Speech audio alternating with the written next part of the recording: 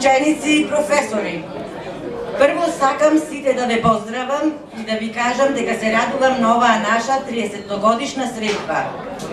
Се надевам и верувам дека овие наши средби ќе продолжат во олкав, па и поголем број.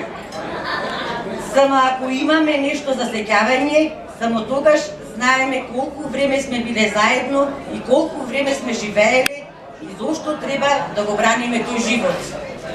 Наше е да се дружиме, да се држиме еден до друг, да се дочекаме 40-50 годишнина, па зошто да не и повеќе.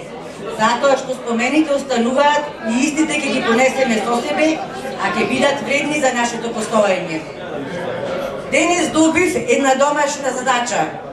Само овој пат не од професорите, туку од една наша ученичка Катерина Петреска Грозданова, која од неодамна почна да пишува проза и раскази. Ова е поред 4-та книга, насловена како Жена. Покрај сите песни што ги пишува во оваа книга, посветени на жената, се наоѓа и една песна за жената од нашата генерација. Дадена ми е оваа чест таа песна да ви ја прочитам.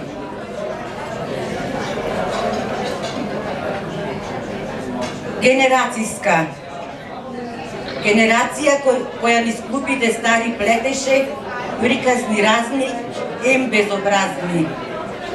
На дружбите наши им немаше крај, но икта ден беше и остана така. Безгрижни тие наши дни тогаш беа, сал бројки, а броевме од 1 до 5. Ни смеа и солзи, си бевме колег. Љубови многу, смеа и бакнежи први, весели и тажни приказни. Патека една и глеј, на раскрсницата не пуштија сами. Боси низ пустина врела, низ вода, мраз и снег. Да одиме. И одевме. Жената мајка чекаше, чека и ќе чека.